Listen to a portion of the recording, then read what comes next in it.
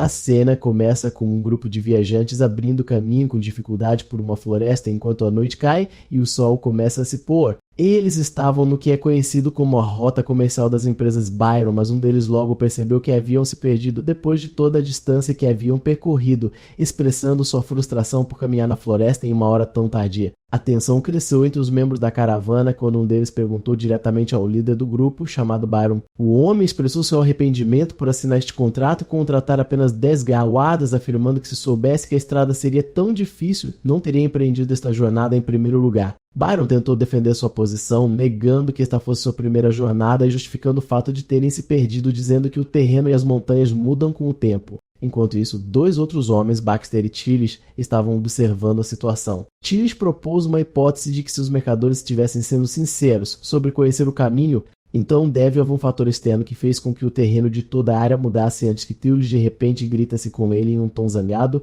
e de aviso. De repente, sem qualquer aviso, Baxter sacou sua espada e correu para frente em velocidade máxima quando o grupo foi pego em um buraco surpresa de um monstro gnólio. Um estado de choque prevaleceu entre os homens quando eles perceberam que este monstro estava usando uma armadura feita pelos Uruks e eles imediatamente perceberam que haviam caído em uma armadilha bem planejada. Baxter deu suas ordens para que todos se reunissem e não se dispersassem, avisando-os de que qualquer um que se separasse do grupo seria devorado instantaneamente. Os guardas se viram completamente cercados quando inúmeros olhos brilhantes apareceram na escuridão ao redor deles. Tillich perguntou ansiosamente sobre o número deles e seu companheiro respondeu que era melhor não tentar contá-los. Os monstros lançaram um ataque total e uma batalha sangrenta e violenta irrompeu na qual os lutadores gritavam para que os monstros morressem. Em meio ao caos, Byron expressou seu espanto com a brutalidade excessiva da luta, mesmo que estivessem enfrentando monstros, mas foi imediatamente iniciado por uma ameaça feroz de Tillich. Tillich prometeu fazer os mercadores pagarem um preço alto por esta aprovação desde que permanecessem vivos. Depois de eliminar a primeira onda de monstros, Baxter avisou seus camaradas para não relaxarem,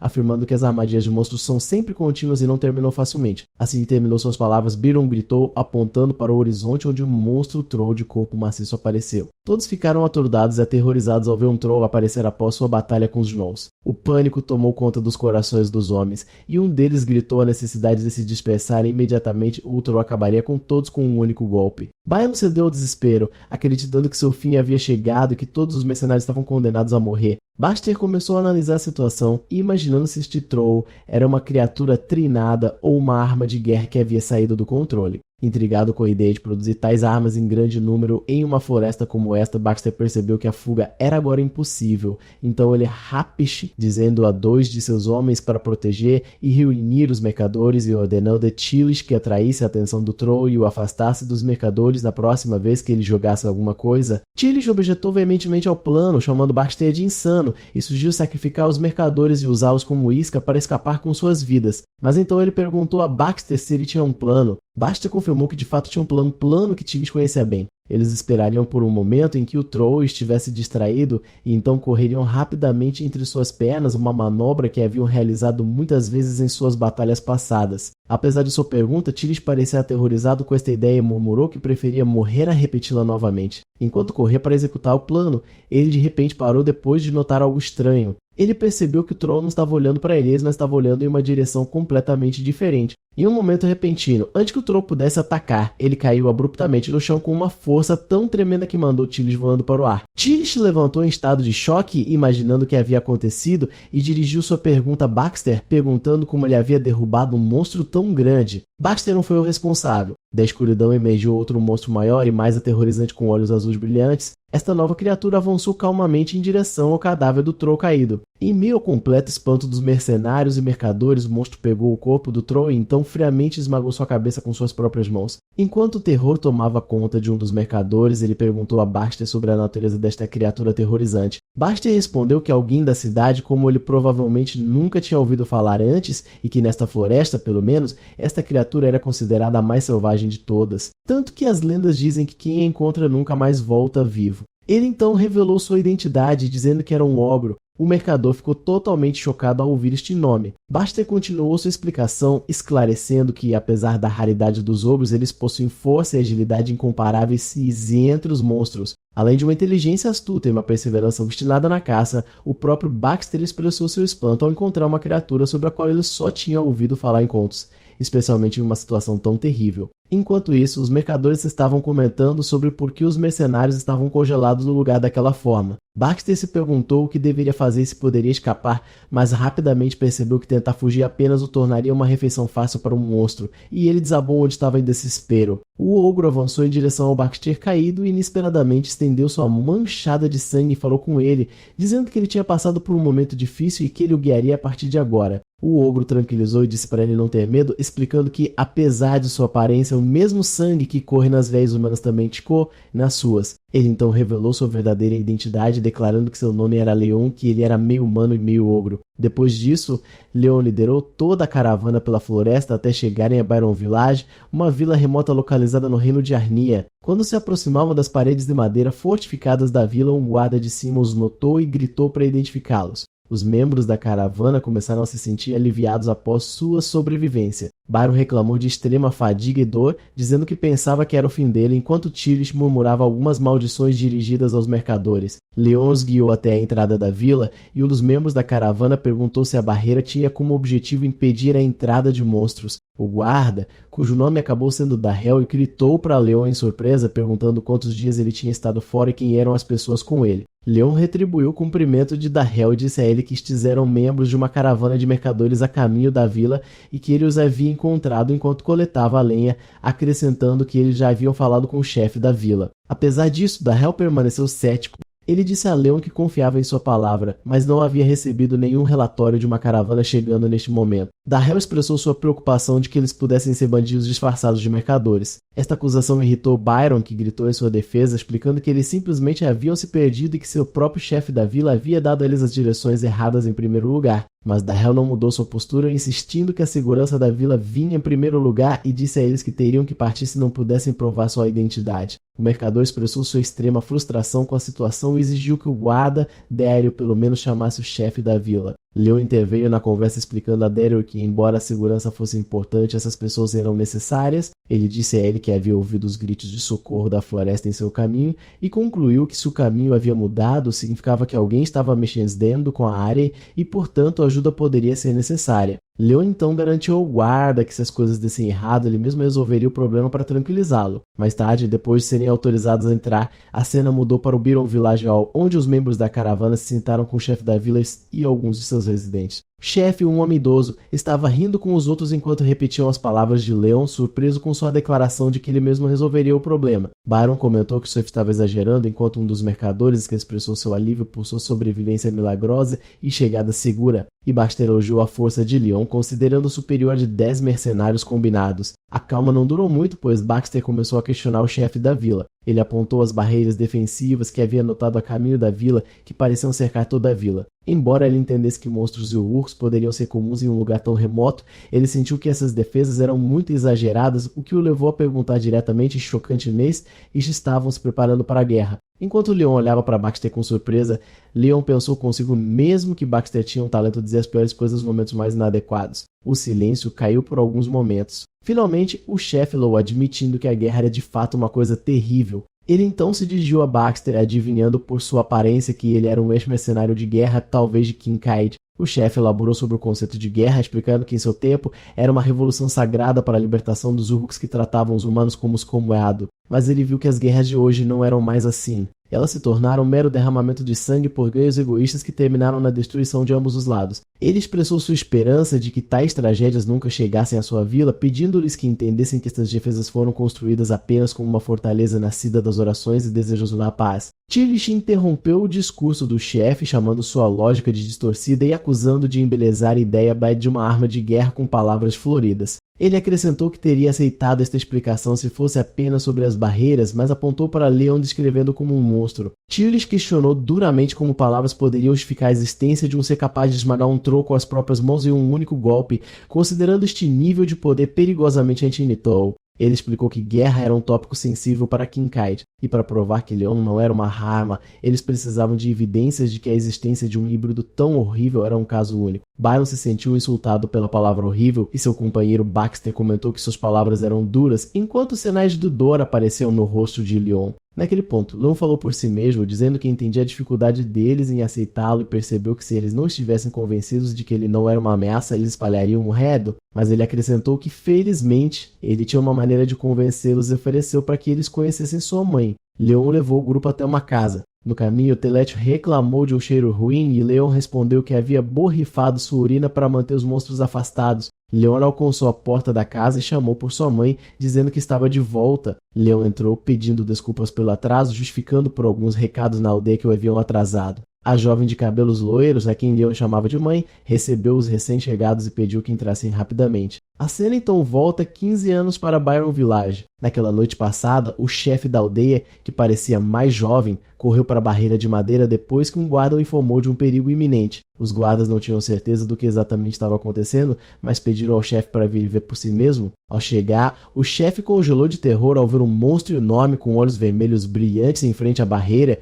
e ele imediatamente o reconheceu como um ogro. O chefe deu ordens estritas para que todos largassem suas armas e recuassem imediatamente, avisando-os para não provocar o monstro, pois ele o havia identificado no guia de monstros. Este monstro era Hobble, o lendário ogro conhecido como o Lobo da Floresta e o açougueiro do continente central. O chefe percebeu que eles estavam enfrentando a criatura mais perigosa que já haviam encontrado. Era capaz de facilmente romper a barreira e ele exigiu que armas de cerco fossem trazidas imediatamente. Mas um dos aldeões apontou ao chefe que havia algo estranho no comportamento do monstro. Apesar de horas se passarem, o ogro não havia se movido um centímetro. Os aldeões ficaram intrigados com esse comportamento, perguntando se o guia mencionava algo sobre isso ou se o monstro queria algo além de caçar. Enquanto o chefe ponderava o assunto ansiosamente, o ogro de repente olhou para alguém deitado no chão. Todos ficaram surpresos quando viram o ogro começar a sair, então ele saltou para longe da aldeia. Eles esperaram cautelosamente e um deles apontou para a pessoa que o ogro havia deixado para trás. Então eles se aproximaram para descobrir que dentro estava uma pessoa que ainda estava viva. A cena retorna ao presente em uma casa nos arredores de Byron Village. Os membros da caravana estavam sentados ao redor de uma mesa com Leon e sua mãe, a jovem de cabelos loiros. Leon estava comendo feliz, expressando seu amor pelo queijo e presunto que sua mãe havia preparado enquanto ela pedia que ele comesse devagar. A mãe de Leon pediu desculpas aos convidados pela refeição humilde, explicando que a visita foi repentina e seu filho não havia lhe dito antes, e ela também pediu desculpas pelas dificuldades que enfrentaram para chegar a este lugar remoto. Ela então dirigiu sua pergunta diretamente a Baxter, perguntando sobre o motivo de virem aqui. Tillich notou o estranho sotaque da mulher e sussurrou para Baxter, que respondeu que era um sotaque falado apenas por nobres de sangue real. Então murmurou com raiva que esses aldeões eram lá. A mãe de Leon pareceu entender suas suspeitas sem que eles falassem, reconhecendo que sua vida com seu filho neste lugar era longe de ser comum. Ela acrescentou que apenas vê-los poderia causar um problema, independentemente de qualquer explicação que ela pudesse oferecer. Ela então lembrou-lhes que já havia pedido desculpas pelo comportamento imprudente de seu filho lá fora e prometeu que não aconteceria novamente, perguntando o que mais ela poderia fazer para satisfazer seus convidados. Baxter notou que sua maneira de falar se assemelhava a uma negociação, especialmente quando ela apontou que havia um grêmio de mercadores de Memerha. Essa abordagem provocou Tillich, que perguntou furiosamente a Baxter se essa situação era negociável, apontando que aquela nobre estava evitando uma resposta clara. Ele insistiu que, como alguém de Kincaid, deveria saber a verdade. Baxter tentou acalmar Tillich, lembrando de que seu filho foi quem salvou suas vidas e que eles deveriam ser gratos e deixar por isso mesmo. Mas Tillich parecia determinado a continuar a discussão. Tillich ignorou as tentativas de Baxter de acalmá-lo e continuou a gritar com a mãe de Leon, exigindo que ela explicasse por que uma mulher de sua posição estava escondida neste lugar e o que havia levado a dar à luz um híbrido selvagem em primeiro lugar. A mãe de Leon tentou impedi-lo, dizendo que suas palavras eram dolorosas, mas Tillich não deu ouvidos e retrucou com raiva que ela deveria considerar sua própria posição primeiro. Ele a descreveu como patética por sofrer esse destino em uma região remota sem sequer ter a força para enfrentar o caos do mundo exterior. Tillich rompeu um discurso emocional sobre a guerra, falando sobre como seus camaradas de Kincaid estavam sendo massacrados nos campos de batalha. Ele mencionou como a incessante sede de vitória entre as nações em guerra os Assamachon e errado a usar até mesmo demônios em suas batalhas, e ele jurou que nunca se esqueceria das atrocidades cometidas pelo controle de um pedaço de terra. Ele concluiu seu discurso expressando seu extremo desgosto ao encontrar uma das repugnantes armas de guerra híbridas mesmo neste lugar isolado. Nesse ponto, Baxter gritou seu nome, Tillich, o que o silenciou imediatamente. Baxter então assumiu o comando, começando a questionar a mãe de Leon com uma calma firme. Ele perguntou a ela se ela e seu filho eram um segredo que a aldeia estava escondendo atrás de todas aquelas barreiras defensivas. Ele então perguntou a ela que tipo de rancor levaria uma mulher de sua posição a aceitar voluntariamente a semente do monstro chamado Rei Crimson. A mãe de Leon pareceu profundamente afetada e implorou a eles, dizendo que não era o que eles pensavam e que era difícil para ela explicar a verdade. Leon tentou protegê-la, gritando "mãe", mas Tirish ordenou friamente que ela dissesse a verdade. Tirish interrompeu novamente sarcasticamente, perguntando se não era por rancor, então era apenas um gosto especial por se misturar com outras raças. Antes que ele pudesse terminar sua frase, a mãe de Leon gritou de terror: "Não, Leon." Naquele momento, Tirish foi atingido por uma violenta força invisível que o derrubou no chão, deixando sangue fluindo dele enquanto ele ovegava por ar. A mãe de Leon caiu no chão tentando impedi-lo. Leon foi a fonte do ataque, em pé e respirando pessibado pesamente, um estranho símbolo vermelho de aranha tendo aparecido em seu peito. Enquanto Leon estava em estado de choque, Baxter se moveu rapidamente e agarrou Tirish. Leon olhou nervosamente para o que havia feito, então olhou para sua mãe com preocupação nos olhos. Enquanto sua mãe corria para ele, pedindo para se acalmar, Leon chamou por ela em uma voz fraca: "Mãe." Baxter aproveitou este momento, aproximando-se deles enquanto observava com olhos brilhantes. Leon se transformou em uma forma mais bestial com dentes afiados e orelhas pontudas e avisou Baxter para não se aproximar de sua mãe. Baxter esclareceu que a lâmina de sua espada não era dirigida à sua mãe, mas ao próprio Leon, que não parecia mais humano aos seus olhos. A mãe de Leon gritou o nome de seu filho, mas Baxter garantiu a ela que ele havia evitado feri-lo gravemente e o golpe foi apenas para acalmá-lo. Mas Baxter pareceu surpreso. Ao perceber que seu golpe não havia penetrado no corpo de Leon, Baxter concluiu que o sangue do ogro é a razão e que um ataque superficial não seria suficiente. Enquanto isso, Baxter notou que o olhar de Leon estava fixo em sua mãe e, percebendo que ela poderia ser o próximo alvo, e se moveu rapidamente para assumir uma postura defensiva, bloquear ou sumir o ataque que se aproximava, mas Leon o agarrou e o jogou para longe. Leon saltou e se dirigiu para Baxter, movendo a batalha para a floresta próxima sob a luz da lua. Baxter estava lutando para enfrentar o imenso poder de Leon, mas ele notou sua inteligência inata, pois mesmo em seu estado de fúria, ele escolheu lutar em um espaço aberto que se adequasse ao seu grande corpo. Então Baxter percebeu algo mais profundo. Leon estava deliberadamente escolhendo seus movimentos para não colocar em perigo sua mãe de volta na casa. Leon se aproximou rapidamente e atacou Baxter de perto, mas Baxter facilmente se esquivou, o que surpreendeu Baxter ao perceber que Leon estava habilmente imitando seus próprios movimentos de combate. Perguntando-se como ele conseguiu compreendê-los tão rapidamente, Leon desferiu um golpe poderoso em Baxter que o derrubou no chão. Tirish observou a cena com preocupação, percebendo que Baxter estava em apuros de verdade. A mãe de Leon se moveu em direção ao local do duelo. E quando Leon estava se preparando para desferir um golpe final em Baxter, gotas de luz começaram a cair do céu. Naquele momento, Baxter percebeu que já tinha visto o suficiente. Ele entendeu que Leon conseguiu, com apenas um olhar, analisar seus movimentos e preparar um contra-ataque perfeito. Ele admitiu que, se não fosse pelo pingente verde brilhante no pescoço de Leon, esse contra-ataque o teria matado instantaneamente. E expressou sua admiração pela existência de uma ferramenta capaz de controlar um ogro furioso dessa maneira. Baxter lembrou-se da mãe de Leon e comentou que ela era uma mulher verdadeiramente notável por ser capaz de lidar com o poder de seu filho. Leon começou a se acalmar gradualmente, momento em que Baxter deu um passo à frente e ofereceu um pedido formal de desculpas. Ele explicou que, como membro de Kincaid, ele tinha que lidar com cautela com a ameaça de híbridos usados e como armas de guerra, e de Gil que estava sendo excessivamente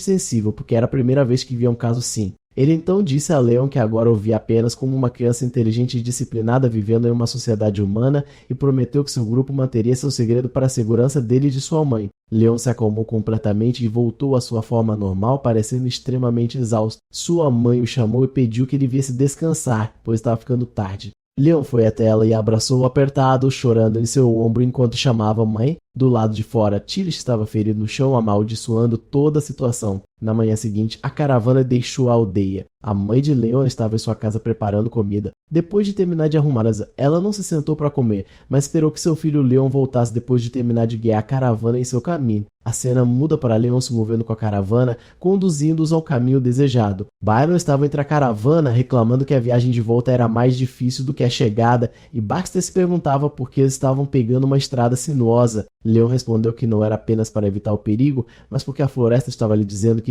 este era o caminho seguro, e ele garantiu que uma vez que passassem por esta floresta, seu caminho estaria completamente seguro. A caravana agora viajava perto da fronteira de Helbrum e o mercador carregava o ainda inconsciente Tilash, enquanto Baxter lhe garantia que o pagaria generosamente por carregá-lo. Quanto a Leon, ele se juntou a eles para liderar e guiá-los em seu caminho. A caravana continua sua jornada com Leon chamando Baxter de tio. Leon pede desculpas a Baxter pela estrada difícil, mas garante que eles estão se aproximando da cidade. Baxter parece aliviado e pergunta a Leon se ele está cansado depois de passar noites reparando sua casa, mas Leon responde que não foi nada. Leon diz a Baxter animadamente que ao longo do caminho ele tem se lembrado das histórias de aventura que ele lhe contou sobre a cidade, um lugar que ele só conhecia pelo cheiro à distância. Baxter se surpreende que Leon nunca tenha ouvido essas histórias antes, e Leon explica que os aldeões e sua mãe evitaram falar sobre elas. O mercador Byron adivinha que eles estavam preocupados que o jovem Jane ou como Leon pudesse ser enganado no mundo exterior, mas acrescenta que ninguém realmente amadurece sem passar por algumas dificuldades. Leon também menciona que gostou dos contos do tio Varon,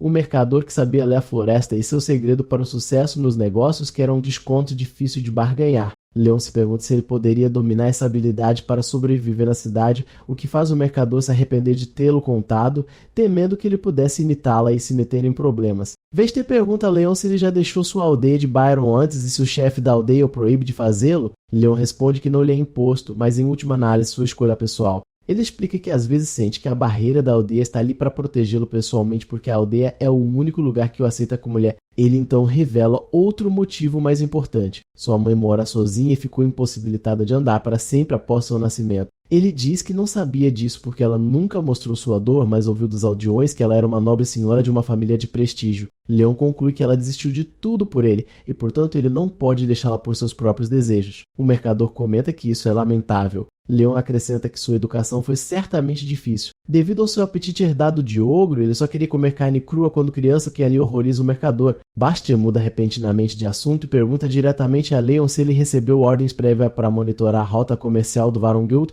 pela floresta. Leon fica perturbado e tenta se esquivar, alegando que o encontro deles foi apenas uma coincidência, mas Baxter insiste, dizendo que ele não pode mentir. O mercador esclarece que é grato por ter sido salvo, mas se tornaria um problema se Leon estivesse agindo sob ordens secretas. Leon afirma que não se trata de guerra ou nada assustador, então confessa a verdade. A floresta que cercava sua aldeia estava infestada de bandidos Uruk. Embora seus números não fossem grandes, eram perigosos o suficiente para ameaçar mercadores e pequenos grupos mercenários, levando à interrupção da ação das rotas comerciais que são o sustento da aldeia. Baxter percebe que essa é a razão para o sigilo da aldeia e que Leon estava deixando seu cheiro na floresta para marcar seu território e assustar os inimigos, o que Leon confirma. Leon acrescenta que os rastros dos bandidos lhe apareceram repentinamente e, embora as defesas da aldeia possam ter contribuído, ele acredita que sua presença como ogro da floresta teve um maior impacto. Baxter pergunta se ele fez tudo isso apenas pela reputação da aldeia, mas Leon diz que não, explicando que há mais nisso. Leon revela o perigo real, dizendo que os Uruks têm agido de forma estranha ultimamente, começando a domar monstros Gnoll e Trolls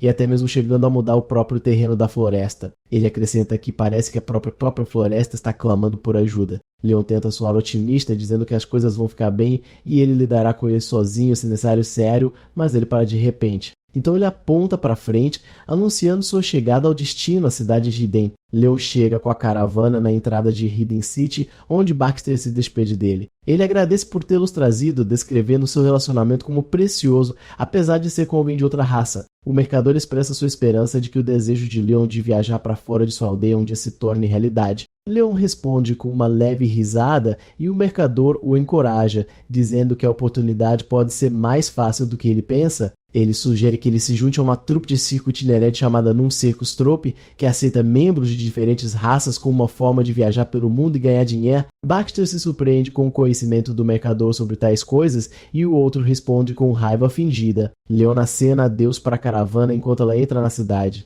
Assim que eles se vão, a expressão de Leon se torna séria, preocupado ao se virar de volta para a floresta, esperando que nenhum problema tenha ocorrido na aldeia, sua ausência. Então ele se move rapidamente na direção da aldeia. A cena volta a 8 anos, onde vemos alguém falando com Leon, que tinha apenas 5 anos de idade. Varon provoca, dizendo que ele cresceu muito e se tornou muito grande para uma criança de sua idade. A mãe de Leon estava trabalhando duro preparando carne. O tom do homem muda para tristeza e ele diz a Leon que vê-lo lembra de sua própria infância, quando perdeu sua família, sua casa e tudo por causa do Senhor e dos cavaleiros. O homem diz a Leon que acredita que Byron Village foi o único lugar que poderia aceitar ele e sua mãe porque todos os seus habitantes compartilhavam o mesmo tipo de dor e sofrimento. Voltamos ao presente, onde Leon está correndo de volta para sua aldeia, mas ele para repentinamente quando vê fumaça saindo da direção da aldeia. O pânico o domina e ele começa a correr em velocidade máxima chamando por sua mãe. Sua confusão aumentou com a ausência de qualquer vestígio de monstros na área. À medida que se aproxima, ele a barreira da aldeia em chamas e sente um alívio temporário de que o fogo ainda não atingiu mas ao entrar na floresta em chamas, ele percebe que o cheiro do fogo não é natural e que alguém deliberadamente iniciou o fogo e queimou incenso com ele para esconder intencionalmente o cheiro da aldeia. Leon se pergunta sobre a identidade do perpetrador e o motivo de suas ações e percebe que deve retornar o mais rápido possível. No caminho, ele encontra o Sr. Nielsen, homem que estava falando com Leon em sua memória, fatalmente ferido e atingido com flechas. Nielsen se esforça para dizer o nome de Leon. Enquanto Leon tenta ajudá-lo e carregá-lo para a aldeia para tratamento, Nielsen o impede, percebendo que sua hora chegou e lhe dá um aviso final ao dar seu último suspiro. Ele pede a Leon que quando retornar à aldeia, não importa o que veja lá, ele deve manter a compostura em sua mente. Após a morte de Nielsen, Leon continua seu caminho com tristeza e determinação. Leon se lembra das últimas palavras de Nielsen ao finalmente chegar aos portões da aldeia. Lá ele vê uma cena horrível onde soldados organizados estão em cima das barreiras, atirando flechas nos monstros abaixo. Leon ficou chocado ao chegar e descobrir que o ataque não era de monstros furiosos, mas de um exército organizado de monstros que se posicionaram abaixo das barreiras, lançando flechas sobre os aldeões. Nas paredes, o comandante Kane deu ordem para que todos se preparassem para atirar, enfatizando a necessidade de atingir primeiro os trolls que carregavam escadas, pois os invasores já estavam um escalão à parede. Kane expressou sua confusão sobre como que ele pensava ser apenas um punhado de bandidos Uruk havia se transformado em um exército organizado tão rapidamente e ele tinha certeza de que alguém estava por trás desse ataque sistemático. De repente, um de seus homens gritou seu nome, apontando aterrorizado para algo além da força de ataque. Atrás do exército, uma criatura enorme e aterrorizante com olhos vermelhos brilhantes apareceu, montando uma besta gigante parecida com um lobo, um warg, causando terror nos corações dos defensores que se perguntavam sobre o tamanho e a identidade desses invasores. Eles nunca antes tinham visto alguém capaz de domar um warg. Kane identificou o líder como um Uruk das Terras Devastadas, o tipo só visto no campo de batalha de Truvenia, e ficou surpreso com sua presença aqui. De repente, uma flecha foi disparada e atingiu um dos defensores, que gritou de dor. Kane se dirigiu a seus homens, confirmando que este não era apenas um ataque Uruk aleatório. A flecha carregava uma mensagem. E enquanto Kane ordenava que seus homens estancassem o sangramento do homem ferido, o comandante Uruk ordenou que algo fosse enviado imediatamente e parecia que sua mensagem era dirigida ao pequeno ogro da vila. Abaixo, o ataque continuava enquanto as forças invasoras tentavam subir nas escadas. Então Kane ordenou que suas tropas se preparassem e lançassem uma saraivada de flechas para impedi-los de ascender. As flechas foram disparadas intensamente e o vice do comandante Uruk observou a batalha com desprezo, comentando que não esperava que os aldeões lutassem tão bravamente. Mas naquele momento, uma flecha o atingiu e ele caiu morto no chão. O comandante enorme desmontou de sua besta e olhou para os humanos com desdém. Enquanto isso, um dos defensores examinou a mensagem caída, imaginando seu conteúdo e notando que a escrita não estava na língua Uruk. O comandante monstro ordenou a seus seguidores e eles trouxeram um grupo de prisioneiros humanos. Kane se preparou para ordenar outra saraivada de flechas, mas um de seus homens de repente o parou e disse para ele olhar. Os defensores viram que os batedores que haviam enviado antes, incluindo Daryl, estavam sendo liderados pelo inimigo. Kane gritou para que todos cessassem o ataque, percebendo que o inimigo estava usando seus camaradas como escudos humanos. Kane viu seu filho, Daryl, entre os reféns e desabou, perguntando-se em desespero por que isso estava acontecendo. Um dos homens avisou Kane que os atacantes estavam avançando em direção ao portão de barreira e o exortou a tomar uma decisão rápida. Abaixo, um comandante de campo ordenou que os homens bloqueassem o caminho com seus corpos se necessário, sabendo que a queda do portão significava a destruição de toda a vila. Enquanto isso, alguns aldeões estavam escondidos em um prédio. Um deles se perguntou temerosamente por que eles estavam se escondendo em vez de ajudar a fortificar os portões, mas outro guerreiro silenciou, apontando que eles não tinham notado que suas batalhas anteriores contra monstros eram suspeitosamente fáceis, insistiu que lutar dessa forma era inútil e que os atacantes deviam estar atrás de algo específico. Lá fora, os Uruks trouxeram um enorme tronco de madeira e começaram a golpear o portão principal, enquanto os defensores atrás deles gemiam sob a força dos golpes violentos, tentando se segurar. Fora das muralhas, o comandante Uruk estava conversando com alguém. A outra pessoa ficou impressionada com o progresso da batalha, comentando que as defesas da vila logo cairiam graças à experiência de combate do comandante, como prometido, ele também o ajudaria com sua caçada. Enquanto isso, na muralha, um dos homens estava exortando Cain a tomar uma decisão rápida para salvar a situação. Cain estava em um conflito interno amargo enquanto seu filho, Daryl, chamava de entre os reféns com uma voz fraca: "Pai." Um dos guerreiros deu um passo à frente e disse a Cain que eles tinham tomado uma decisão. Embora ele entendesse sua hesitação, já que o refém era seu filho, não havia outra maneira de salvá-lo. Expressando seu pesar por essa difícil escolha, Cain não conseguiu dar a ordem para disparar as flechas. Então o guerreiro se desculpou com ele, e outro defensor tomou a iniciativa e deu a ordem para que os arqueiros se preparassem para atirar. De repente, alguém saltou das árvores com uma velocidade incrível e aterrissou com um impacto estrondoso no meio do exército Min. O comandante Uruk o recebeu dizendo que o pequeno ogro finalmente havia aparecido. O choque de seu pouso enviou monstros voando em todas as direções, causando caos e espanto entre os defensores na muralha. Kane se perguntou confuso se este era realmente Leon. O comandante Uruk falou novamente com seu olhar oculto, dizendo-lhe que a presa havia mordido a isca como planejado e perguntou-lhe o que ele faria agora. No meio do campo de batalha, Leon estava derrubando monstros um após o outro. Leon viu Daryl ferido e deitado no chão, que o chamou com dificuldade. Leon correu em direção a ele chamando chocado, Daryl, irmão. Leon ficou furioso e começou a atacar. O comandante Uruk se dirigiu a ele à distância, se expressando sua surpresa por encontrar um híbrido raro, meio ogro, mais feroz de todos os monstros num lugar tão remoto e não em um campo de batalha. Ele então perguntou sarcasticamente se ele já havia se perguntado por que ninguém tinha vindo matá-lo até agora. A cena volta no tempo, revelando a identidade deste Uruk. Ele era um dos Uruks das terras devastadas de Truvenia, que havia sido a arena de uma grande guerra entre raças. Eles eram mercenários de guerra que haviam feito um nome para si mesmo lá. Eles eram um híbrido de humanos e Uruks, tendo herdado os pontos fortes de ambas as raças, destacando-se no uso de armas, liderança e até mesmo guerra de guerrilha. Mas seus números eram muito pequenos, porque eles só podiam ser produzidos através de um método místico perdido. Quando a guerra terminou e eles ficaram sem dinheiro, eles começaram a ganhar a vida aceitando todos os tipos de missões de caça perigosas. Eles agiram como protetores de seus próprios terrenos de caça e lutaram pela sobrevivência, mesmo enfrentando os infames ogros. Mas infelizmente, após uma batalha exaustiva, apenas um deles permaneceu. Assim, o nome Uruk, que antes se referia a uma raça inteira, tornou-se o nome de um único indivíduo. Ao longo dos anos seguintes, este único sobrevivente manteve vigilância sobre uma floresta remota no reino de Arrena. Ele esperou pacientemente pelo momento de vingança contra o inimigo de seu povo, vigiando a prole desse inimigo. O comandante Uruk ordenou que seu exército não desse a Leon nenhuma chance, dizendo-lhes para atacá-lo todos de uma vez. Ele então ordenou que eles executassem a formação de subjugação de Troll e a formação de cerco de Gnou simultaneamente. Apesar desses preparativos, o exército Uruk estava recuando diante do poder de Leon sozinho. Um dos líderes Uruk se perguntou confuso como um único ogro poderia detê-los assim, percebendo que nesse ritmo eles estavam sacrificando seus homens em vão. Nas muralhas da vila, os defensores notaram que os Uruks haviam interrompido seu avanço em direção à vila e haviam voltado toda a sua atenção para Leon. A ansiedade se espalhou entre eles, perguntando-se se Leon ficaria bem enfrentando essa multidão sozinho. Quem observou Leon lutar antes que Leon fosse atingido por um ataque que prendeu seu pé? O próprio comandante Uruk entrou em uma batalha feroz contra Leon. Os dois trocaram golpes brutais, e embora o comandante Uruk estivesse gravemente ferido e tenha perdido alguns de seus membros, Leon conseguiu usar um golpe final e derrubá-lo no chão.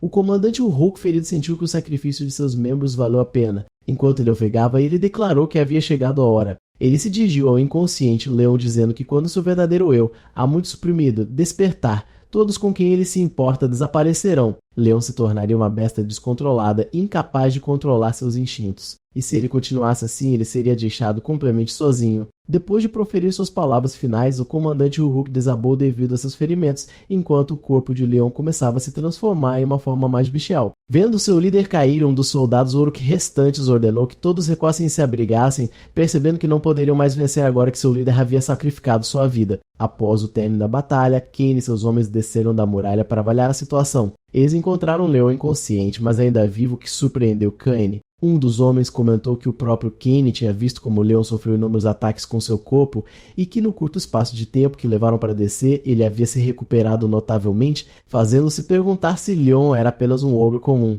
Kane se perguntou se Leon seria capaz de se levantar, especialmente porque as armas do Uruk eram revestidas com uma neurotoxina capaz de derrubar um Troio, observando que eles tinham muitas perguntas a fazer a ele. Eles foram interrompidos pela voz do comandante monstro, que perguntou por que eles estavam se preocupando em acordar o monstro quando poderiam interrogar o aleijado deitado no chão. Eles ficaram surpresos ao ver o comandante Uruk ainda vivo e um culpou o outro por não confirmar sua morte. O comandante Uruk os tranquilizou para não se preocuparem, pois ele sentia a morte se aproximando devido à sua enorme pedra de sangue e disse-lhes que interrogar um homem que não se apega mais à vida é o tipo mais fácil de interrogatório. Um dos homens avisou Cain para não se deixar influenciar por suas palavras, então Cain começou seu interrogatório. Cain afirmou que o Uruk era quem tinha reunido todos esses bandidos, apontou para a mensagem que ele havia enviado, concluindo que não estava escrita na língua Uruk, o que significava que era destinada a alguém que pudesse lê-la, e essa pessoa devia ser Leon. Cain continuou, explicando que Leon nunca havia saído desta floresta em toda a sua vida,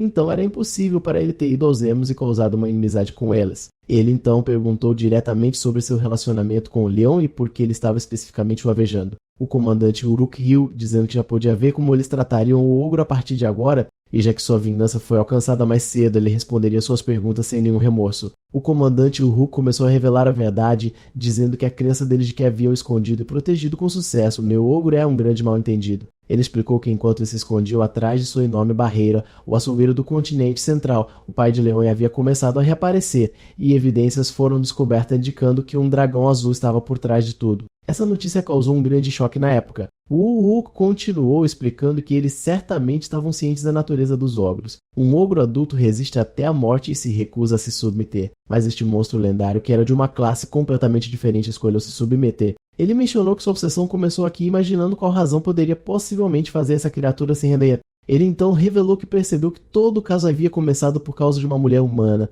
o que chocou Cain, que perguntou como ele sabia. O Uruk respondeu que ele sentiu o cheiro de sangue em Leon, o mesmo cheiro do sangue do açougueiro que estava gravado em sua memória. Depois disso, o Uruk revelou seu verdadeiro plano.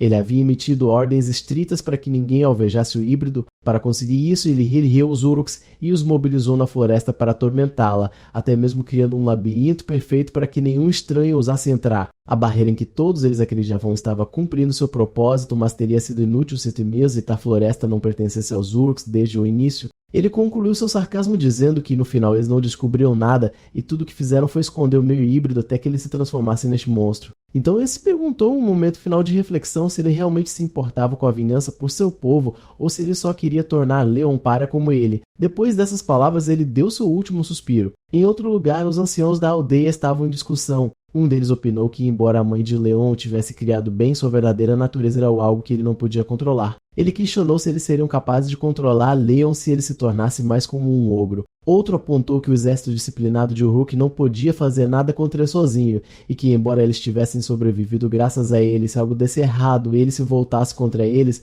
toda a aldeia se controla. O chefe da aldeia gritou, dizendo-lhes para pararem com essa conversa. Mas Cain, ainda lamentando a perda de Darry, insistiu que não podia deixar de proteger a aldeia também. Ele exigiu que o chefe tomasse outras medidas se não fosse capaz de se livrar de Leon, avisando que caçadores de dragões logo viriam à aldeia procurá-lo. O chefe tentou acalmar Cain, reconhecendo que o que aconteceu com Daryl foi muito lamentável, mas lembrou-lhe que Leon tinha apenas 13 anos e o que aconteceu não foi por vontade própria. Ele perguntou a ele, como um ancião da aldeia, se ele não conhecia suas prioridades. Cain ficou agitado, dizendo que o que ele queria dizer era que eles tinham que agir antes que fosse tarde demais. O chefe o interrompeu e ordenou que ele parasse, avisando de que o menino poderia ouvi-los. Naquele momento, Leon já havia acordado e ouvido tudo. Ele se perguntou, os anciãos começaram a brigar por minha causa, porque eu entrei em fúria. Ele se perguntou por que ele fez isso. E se era assim que seu pai era? Ele odiava isso. Ele odiava a ideia de que essa sua imagem aos olhos dos outros. Os anciãos ficaram surpresos quando perceberam que ele estava acordado.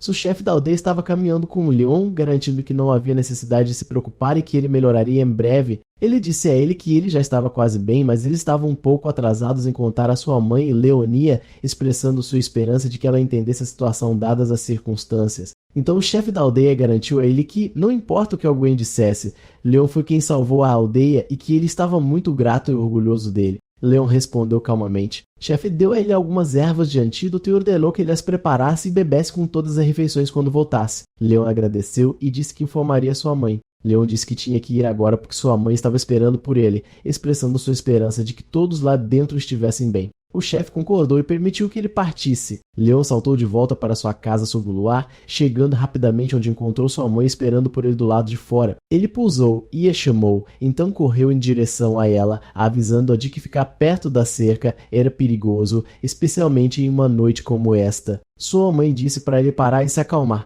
Ela disse a ele que estava bem e que não havia havido nenhum distúrbio ali, mas ela apontou que este não era o problema agora. Ela se dirigiu a ele dizendo que tinha ouvido que ele havia intervindo no caos que ocorreu na aldeia, mesmo que ela tivesse pedido que ele não o fizesse. Ela mencionou que eles tinham dito a ela que Nielsen havia morrido na cerca externa e perguntou a ele se era isso que o havia feito perder o controle. Leon lembrou-se das palavras gentis de Nielsen para ele quando ele era jovem e como ele desejava ter um filho como ele. Leon pediu desculpas à sua mãe por preocupá-la e admitiu que não suportava ver Nielsen morrer daquela forma, explicando que ele era uma pessoa especial para ele. Ele lembrou-se de como Nielsen o havia avisado em seus momentos finais para nunca perder a compostura. Leon se perguntou se Nielsen estava com medo do que ele poderia enfrentar ou das verdades que ele poderia descobrir ali. Então ele olhou para sua mãe e perguntou diretamente a ela essa felicidade que ele mostrou é herdada de seu pai. Sua mãe pediu para ele parar e sinais de dor apareceram em seu rosto enquanto ela se desculpava com ele, dizendo que não podia responder. Leon gritou, chamando por ela enquanto ela se afastava dele, repetindo seus pedidos de desculpas até que Leon a alcançou e abraçou.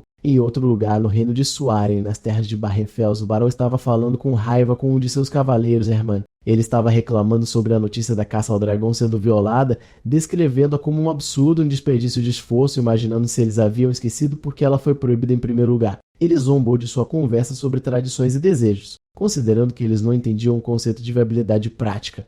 Ele continuou seu sarcasmo, imaginando como seus esforços poderiam se comparar ao poder de Helbline e que ele não conseguia entender a viabilidade de procurar um dragão azul. O barão disse ao seu cavaleiro Hermann, a quem ele descreveu como seu cavaleiro prático, que ele estaria puro sem ele, pois não podia ignorar a ordem de mobilização sagrada. Hermann o tranquilizou e disse-lhe que ele havia se certificado de que não havia espaço para reclamações da pátria, pois ele havia cumprido os deveres exigidos por enquanto, o que lhes dava algum tempo. Hermann acrescentou que, como o barão havia previsto, havia um número incomum de coisas estranhas nesta missão de caça ao dragão. Ele elogiou a perspicácia de seu mestre, revelando que a investigação havia revelado o nascimento de uma criatura híbrida, meio ogro e meio humana. O barão se alegrou, declarando que era isso que ele queria dizer com viabilidade prática e que esta caçada não seria decepcionante. Hermann, é claro, confirmou isso. Depois que o barão ordenou que seu cavaleiro Hermann esperasse um momento, Hermann olhou para ele friamente, pensando consigo mesmo que o dia em que a cabeça do barão se juntaria à sua coleção não estava longe. Em outro lugar, na cidade de Ritten, alguém estava perguntando sobre uma pessoa chamada Tealok.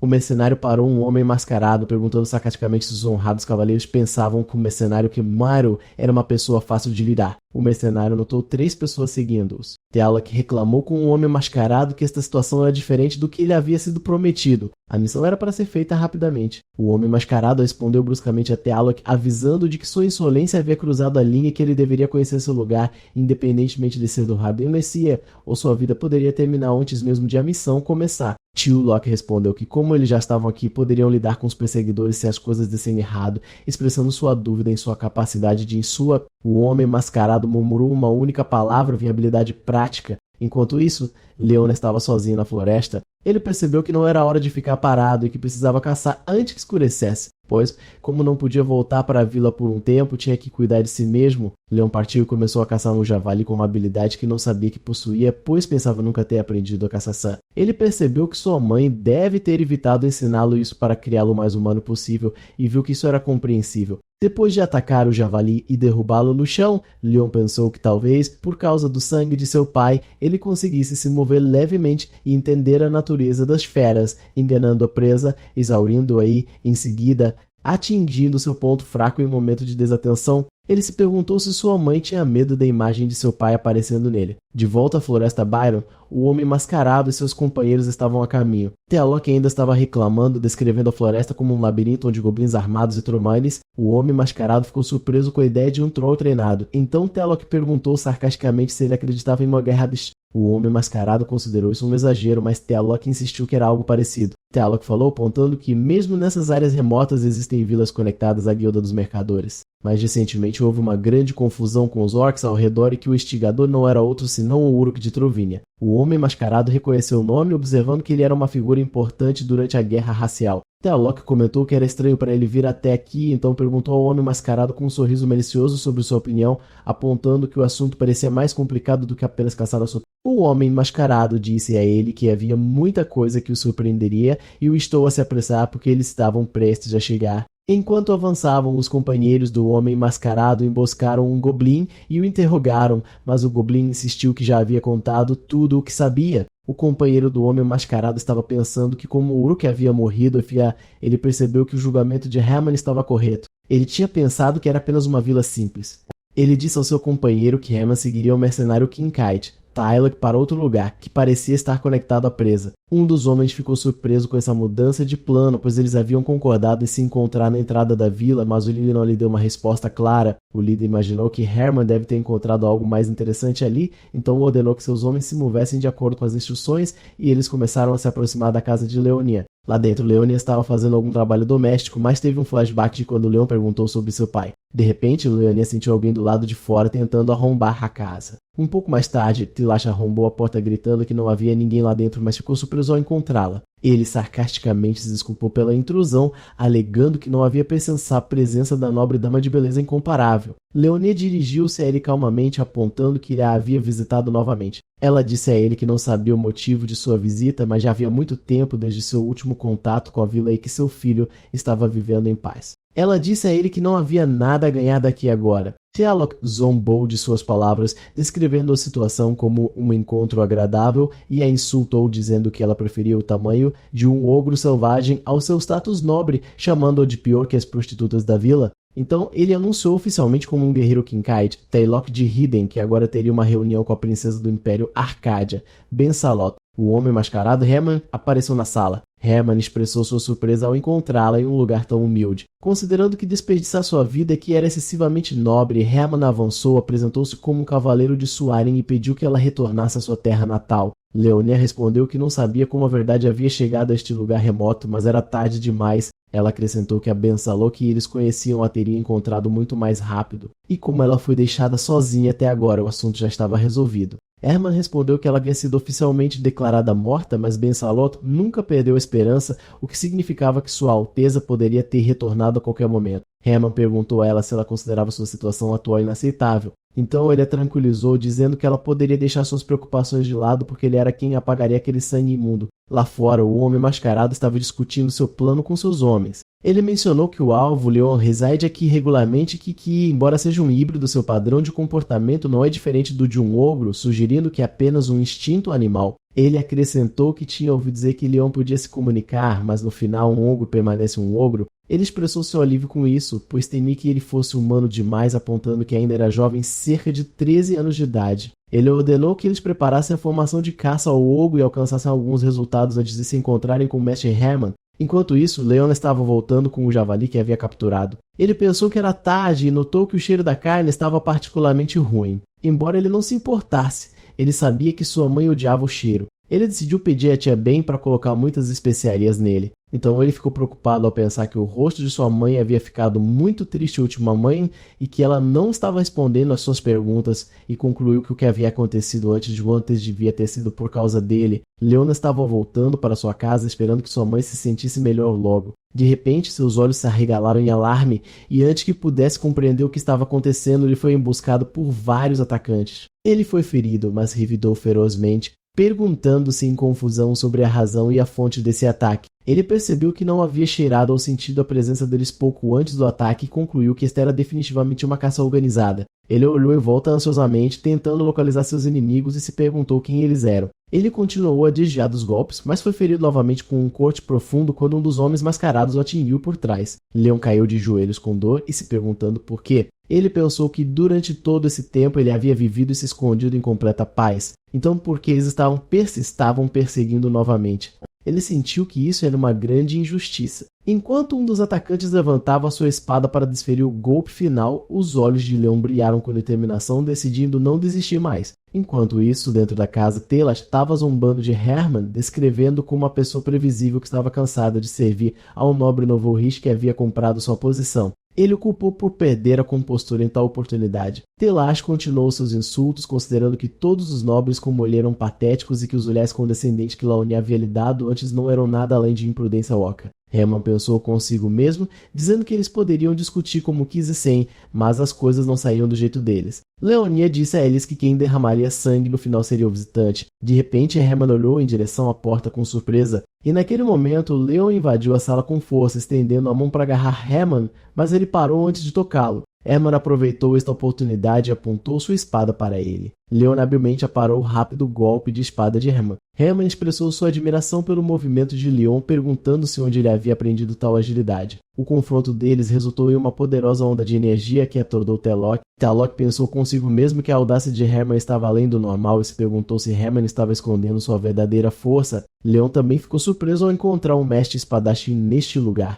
Hermann estava de pé com sua espada brilhando enquanto segurava sua mãe, protegendo-a dos ataques de Hermann, e Leonia gritou seu nome em ansiedade. Leonia disse a Leon para se acalmar, garantindo-lhe que eles não seriam capazes de machucá-la, e o instou a se esconder e sair dali imediatamente, mas Hermann desferiu um poderoso golpe da energia de sua espada em direção a Leon, que gritou de dor. Hermann anunciou que na próxima rodada não haveria misericórdia, mas antes disso ele ouviria qualquer última desculpa que sua boca humilde pudesse proferir, perguntando-se como uma mera besta poderia derrotar um cavaleiro, mesmo que ele fosse apenas um novato. Ele estava se perguntando em espanto como isso aconteceu. A cena volta por alguns momentos para a floresta Byron, onde o companheiro do homem mascarado estava ofegante. Ele disse que, embora fosse apenas uma pequena besta, nunca gostou de matar jovens. Seu companheiro respondeu que não parecia. O homem notou que o tamanho de Leon era ligeiramente menor do que um ogro adulto. O homem disse a Leon que a resistência era inútil porque ele não podia mudar o que nasceu e que a única razão para que Nião no céu presa era ser caçada. Em um instante, Leon se moveu com uma velocidade incrível e desviou do ataque do homem, que ficou chocado com seu movimento. Leon lançou um contra-ataque e feriu gravemente o homem.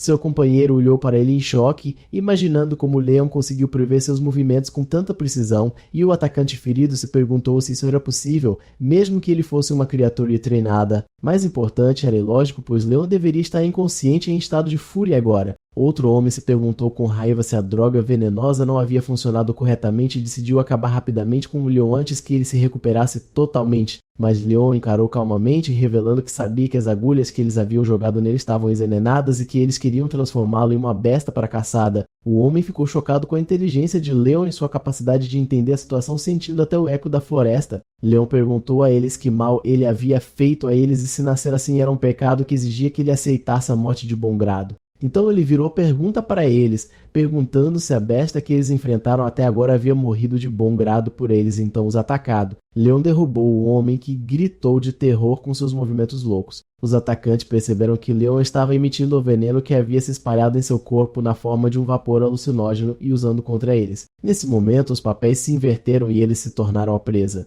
Leon se movia com a velocidade da luz entre eles e o homem estava aterrorizado porque ele não havia tocado um único fio de cabelo dele. Percebendo que a fumaça que havia escondido seu cheiro havia se dissipado, ele entrou em pânico. Pois se essa situação continuasse, Leon certamente se dirigiria ao mestre Hermann, o que nunca deveria acontecer. Leon se perguntou, ele é uma besta ou um humano, e isso realmente importa. Então ele se perguntou qual forma ele deveria assumir para poder viver. Enquanto isso, Hermann estava se perguntando se era a hora, mas decidiu que não importava e que ele mesmo interrogaria seus discípulos mais tarde. Por sua vez, Hermann dirigiu-se a Leon, dizendo que ele estava apenas curioso sobre o ponto de vista de uma besta por um momento, então ordenou friamente que ele se certificasse de que morresse claramente na frente de sua mãe, pois desta forma a princesa desistiria facilmente. Hermann atacou, mas Leon resistiu teimosamente, afirmando que nunca o deixaria fazer o que ele quisesse. Leon parou o ataque de Hermann enquanto protegia sua mãe. Leon repetiu sua insistência de que não o deixaria ter seu caminho. Hermann olhou para ele com raiva. Enquanto isso, ao fundo, Telok estava amaldiçoando a situação, considerando o que estava acontecendo como loucura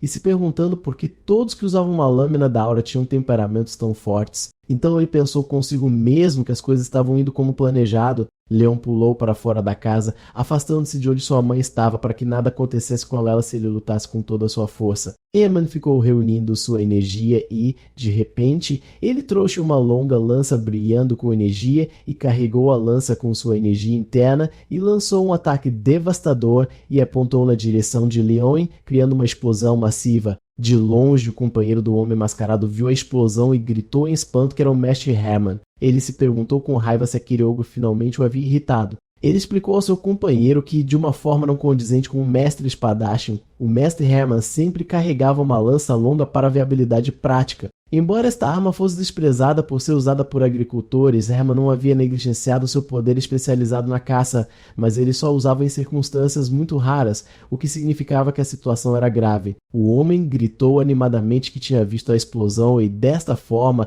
eles foram capazes de confirmar a localização do mestre Hermann e ordenou que seu companheiro se movesse na velocidade máxima. Mas outro avisou que se mover rapidamente poderia atrair a atenção das bestas noturnas ou os colocaria em grande perigo. O primeiro respondeu com raiva que eles já haviam deixado o ogro escapar devido à sua negligência e que o que eles deveriam temer agora era a repreensão da noite mais do que as bestas e que não havia tempo para hesitar. Eles correram rapidamente em direção ao local de onde a lança havia sido lançada. Em outro lugar, Leon estava se movendo pela floresta. Ele se sentia tonto e confuso, talvez devido ao efeito do veneno. Seu corpo estava se movendo sozinho e ele se perguntou se essa era a natureza que ele havia herdado de seu pai, o princípio da caçada. Ele sentiu que seus sentidos como caçador haviam se aguçado e que o caçador sempre perseguiria sua presa, especialmente se fosse humana. A lança de Herman apareceu perseguindo Leon.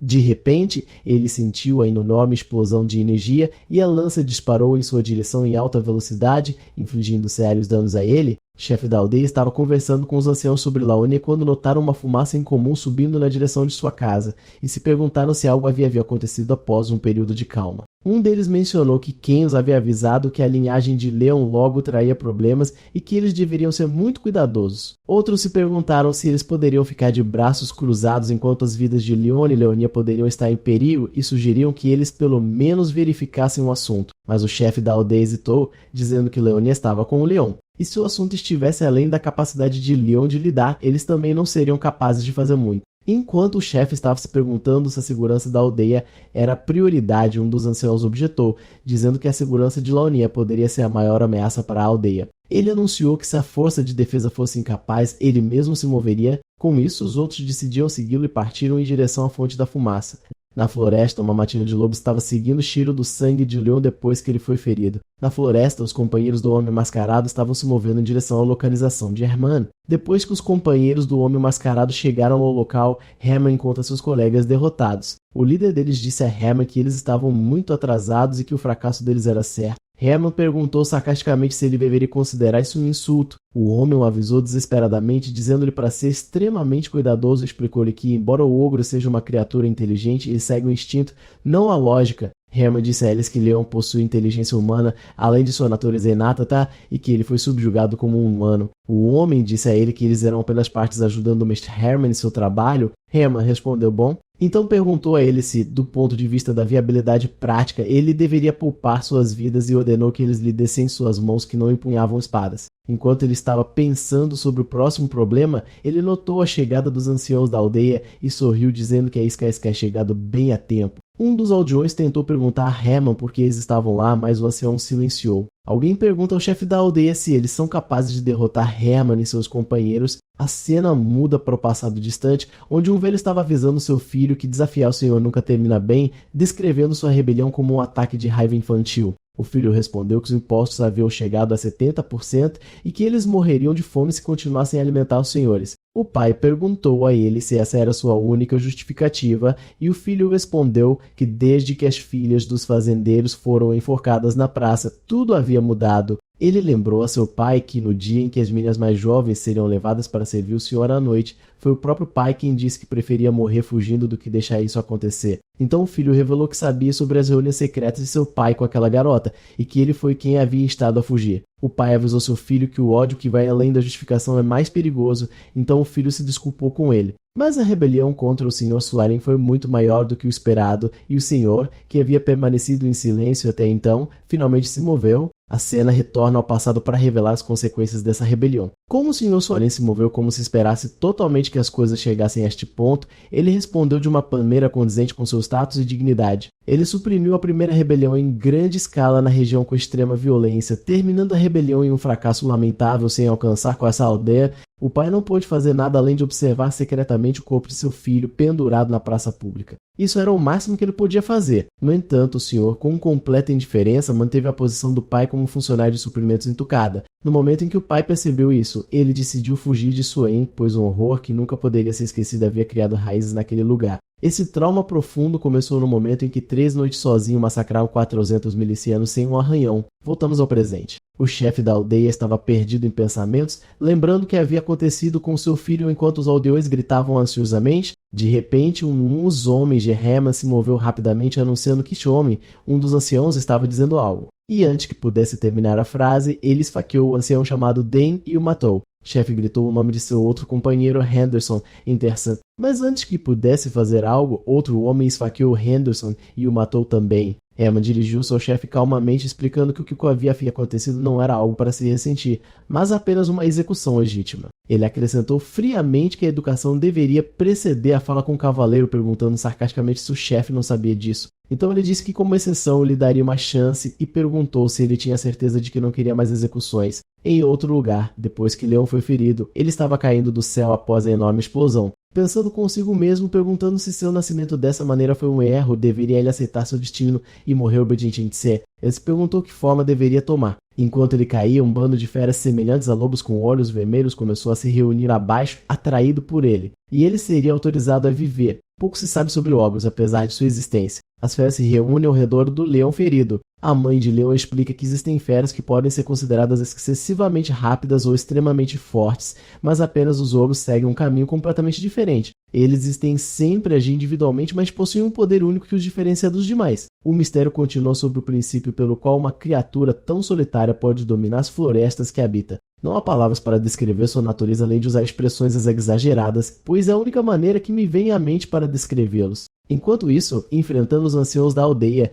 quem viu através de seus binóculos Herman se aproximando dele com o chefe da aldeia como refém. Herman lançou um ataque poderoso e repentino e direcionou seu ataque da aura azul para a muralha da fortaleza da aldeia, o que resultou em uma enorme explosão de energia que causou grande destruição. Um dos homens de quem gritou em choque e disse que o dano não os havia atingido, sugerindo que lançassem um contra-ataque rápido, mas quem o deteve? Quem percebeu que se Herman quisesse ele poderia ter eliminado todos eles com um único golpe. Ele concluiu que a única razão pela qual ele havia errado deliberadamente o alvo era para avisá-los a se renderem porque ele tinha um refém. E por esta razão, eles decidiram que não podiam provocar sua raiva e tinham que ganhar tempo o máximo possível. De repente, Ken olhou para o chefe da aldeia e o encontrou sozinho, sem nenhum companheiro da aldeia com ele. Ken chamou um de seus homens, Jack, e perguntou ansiosamente se o chefe da aldeia os havia encontrado sozinho. Jack respondeu que o chefe estava acompanhado por seus guardas pessoais. Esta notícia preocupou Ken, que imediatamente ordenou que a equipe de busca fosse retirada e para confirmar primeiro a identidade do companheiro do chefe, anunciando que ele assumiria a tarefa de ganhação.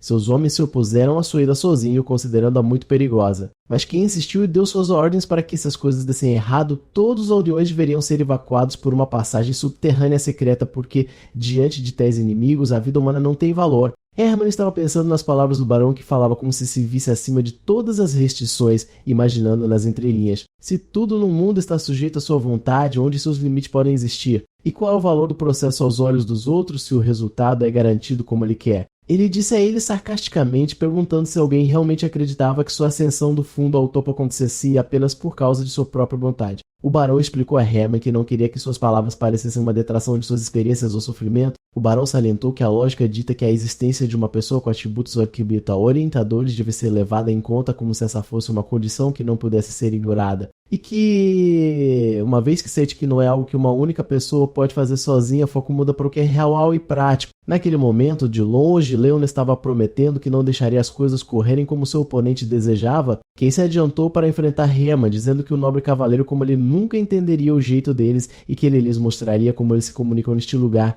considerando que esta seria sua saudação a ele. Herman imediatamente percebeu que Ken estava tentando ganhar tempo. Ele perguntou sarcasticamente se ele realmente pensava que as coisas correriam como ele desejava, e então lançou um ataque violento que derrubou Ken no chão, fazendo com que um dos anciãos gritasse seu nome em terror. O chefe da aldeia implorou a Herman que punisse apenas ele e terminasse com isso, afirmando que os outros não sabiam de nada. Ele acrescentou que era suficiente para ele ser a isca, implorando para que ele deixasse o resto em paz. Mas Herman, com a paciência esgotada, gritou chega, então lançou um ataque violento e acabou com os anciãos restantes com seus poderosos golpes de espolpos. Ken apareceu deitado no chão no meio do campo de batalha. Herman olhou para Ken, que apareceu em um estado miserável, como se estivesse na linha entre a vida e a morte. Percebendo que a batalha ainda não havia terminado, Herman anunciou com um sorriso a Rodi que este era apenas o começo e que a caçada havia acabado de começar. Ele ordenou que seus homens cobrissem esta floresta imunda com cheiro de sangue, e então todos correram para atacar Leon. A luta começou, mas Herman riu sarcasticamente, criticando Leon por estar tão apressado que abandonou sua mãe. Então ele o enfrentou diretamente. Herman apontou sua espada diretamente para Leon, carregada com a energia da espada que fluía ao longo de sua borda para aumentar seu poder e a força de seu golpe, desencadeando um turbilhão de sua devastadora energia de espada. Herman notou o movimento estranho de Leon e zombou dele por ousar resistir a ele, considerando que era tudo que ele tinha. Ele gritou para ele dizendo que ele não era diferente do resto e então ele deu um golpe poderoso expressando sua decepção. Mas em seu momento de arrogância, Herman foi repentinamente atacado por feras semelhantes a lobos que o atacaram de todos os lados. Herman ficou chocado com um ataque inesperado e as feras o feriam gravemente. O companheiro de Herman estava tossindo muito sangue afetado por seus ferimentos profundos enquanto sua condição piorava a cada respiração que ele dava. Ele amaldiçoou a situação, admitindo que havia baixado a guarda por um momento. Poeira e vapor cobriam a área, obstruindo sua visão. Ele percebeu que o vapor que subia dos ferimentos da fera estava misturado com algum tipo de droga e concluiu que tudo isso era apenas uma armadilha de caça bem planejada. Através do vapor, uma enorme fera com olhos vermelhos brilhantes apareceu. Era um necrófago. E naquele momento, Leon apareceu atrás dele para continuar a luta. A luta continuou enquanto o companheiro de Herman pensava com raiva que este era o mesmo padrão que Leon havia usado para manipulá-lo na floresta. Ele se perguntou se ele o havia arrastado até aqui apenas para mexer com ele novamente. Sua resistência não durou muito, pois Leon saltou sobre ele com a ajuda das feras necrófagas e eles infligiram ferimentos fatais nele. Leon o agarrou e o prendeu ao chão com força. O homem caiu no chão sangrando e perguntou a Leon em desespero por que ele havia feito isso. O homem acrescentou que se ele estava planejando deixá-lo meio morto assim, teria sido melhor matá-lo da última vez. Leon pareceu responder com um rugido, então o homem concluiu que isso era prova de que Leon queria mostrar a ele mais de seu poder. Ele percebeu em seus momentos finais que Leon não era como as outras feras que ele havia lutado, mas era completamente diferente desde o início. Naquele momento, Herman interveio na batalha e lançou um ataque de longo alcance, ferindo seu companheiro que estava sendo segurado por Leon e envolveu Leon em uma luta feroz. Leon saltou sobre Herman na velocidade máxima. Herman conseguiu derrubar Leon no chão, então ficou sobre ele, zombando dele, chamando de besta híbrida. Ele se perguntou se ele sabia o significado de ser um cavaleiro e jurou que ensinaria a ele essa dolorosa lição ele mesmo em seu próprio nível. Enquanto isso, dentro da casa, Thealok estava falando com Laonia. Thealok pensou que a besta que havia chorado só de pensar em sua mãe havia fugido sem olhar para trás e concluiu que devia ter sido algo que sua esposa havia implorado para seguir. Ele presumiu que ela estava com medo de ficar sozinha com ele, mas Laonia respondeu que era natural uma mãe se preocupar com seu filho. Então, ela perguntou a ele o que deveria fazer para acalmar sua raiva em relação ao filho dela. Tilash zombou da situação dela, chamando-a de patética. Ele a lembrou de que ela já foi a nobre filha de um grande reino vivendo no luxo e se perguntou como ela havia chegado a esse nível. Ele disse a ela que o tempo era curto e que não entraria em detalhes.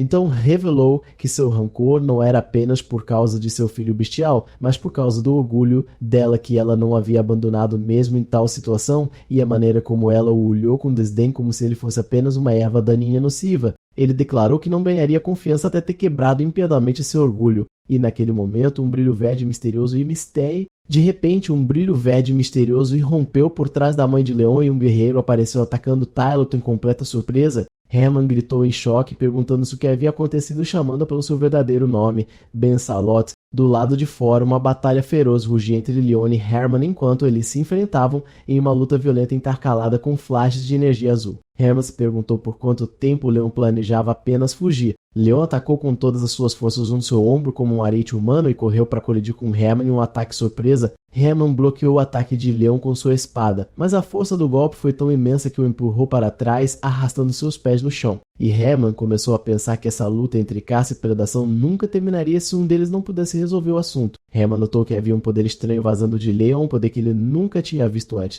Ele zombou para si mesmo da ideia de que um híbrido humilde como Leon poderia se tornar o rei da floresta em tão pouco tempo. Ele continuou seu sarcasmo, considerando o que estava vendo de Leon como ridículo, perguntando-se se isso era tudo que ele podia mostrar. Uma enorme besta apareceu atrás de Herman e tentou pular em cima dele por trás, mas Herman pegou seu movimento no último momento, então ele virou rapidamente e se esquivou do ataque. Herman conseguiu dar um golpe poderoso que cortou a mão da besta. Herman não deu uma segunda chance à besta, então ele pulou sobre ela usando uma de suas habilidades de combate. A cada golpe de sua espada, a respiração da besta se tornou mais curta até que ele desferiu o golpe final que a despedaçou e seus restos foram espalhados no chão. Herman ficou ofegante, tentando recuperar o fôlego enquanto gotas do sangue da besta caíam sobre ele de cima como uma chuva escura. Leon perguntou em espanto como Herman poderia ser um cavaleiro, e o último sorriu sarcasticamente e respondeu com uma contra-pergunta, perguntando-se o que Leon originalmente pensava dele. Leon comentou que isso era de se esperar de um cavaleiro, pois ele era completamente diferente dos soldados comuns. Herman conseguiu evitar a armadilha que havia preparado para ele, mesmo naquele estado.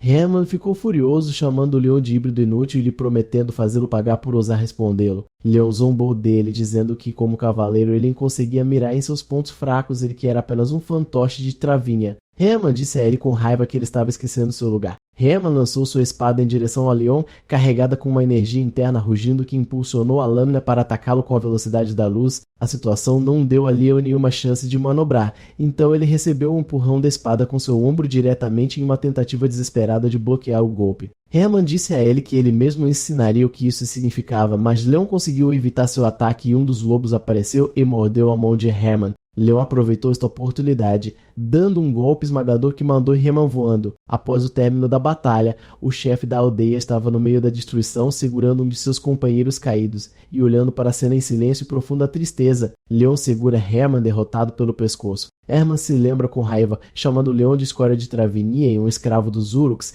expressando seu desgosto que pessoas como ele foram as que levaram os cavaleiros do continente a este estado miserável. Leon responde perguntando sobre a utilidade dessas ameaças, afirmando que já superou o significado da palavra cavaleiro e pode fazê-lo de novo e de novo. Herman adivinha que o apego a Tlelon, este título significa que ele mesmo é de Trevinia, ao qual Leon responde que nunca quis que as coisas chegassem a este ponto. Herman grita de raiva sobre a quantidade de sofrimento que suportou para chegar à sua posição e dá um soco que o finaliza de vez. Leon está sozinho no meio da destruição após matar Herman. Leonia sai de sua casa depois que a batalha termina. Leonia estava procurando por Leon. Leon aparece por trás da casa, tendo retornado após uma luta, mesmo que ela tivesse dito para ele fugir. Ele justificou sua ação dizendo que não podia partir porque os inimigos estavam planejando usar os aldeões como isca. Leonia o culpou, lembrando de que ele poderia ter morrido e perguntou se ele estava disposto a sacrificar sua vida por uma aldeia que o havia renegado antes. Leon insistiu que eles eram boas pessoas que os abrigaram e que eram apenas fracos e assustados. Mas ela avisou que esta não era razão para morrer por eles e que, por causa do que havia acontecido, eles tentariam abandoná-los novamente, o que o choca. Leon percebeu que esta não era uma possibilidade improvável e que as palavras dela podiam ser verdadeiras e que ele tinha que agir como ela disse para se proteger neste misty. Leon pergunta a Leonia como ela está e o que aconteceu com Tylok. Ela disse a Leon que Tylok simplesmente havia partido quando o cavaleiro não voltou. Leonia percebe seu estado miserável e diz a ele para descansar agora e vir para mais tarde. Leon concorda e diz a ela que preparará um lugar para ela descansar também. Mas ele para aí conta a ela a verdade. Ele lutou porque pensou que era a única maneira de continuar vivendo com ela e implorou que ela nunca mais pedisse para ele fugir. Mais tarde naquela noite, Leonia estava sentada observando-o enquanto ele dormia e olhou para o pingente verde brilhante em volta de seu pescoço. Enquanto isso, os aldeões se reuniram em volta de uma grande fogueira na aldeia, e no salão da aldeia o chefe estava sentado sozinho e preocupado. Ele se lembrou de sua conversa com Ken, que lhe havia dito que não considerava responsável pela morte de seu filho, Dale, por causa de Leon, mas Ken perguntou se ele poderia garantir que tal tragédia não se repetiria, lembrando de como era perigoso para um cavaleiro se lembrar deles neste mundo. O chefe da aldeia senta-se no salão da aldeia, preocupado, e de repente uma forte luz verde aparece diante dele.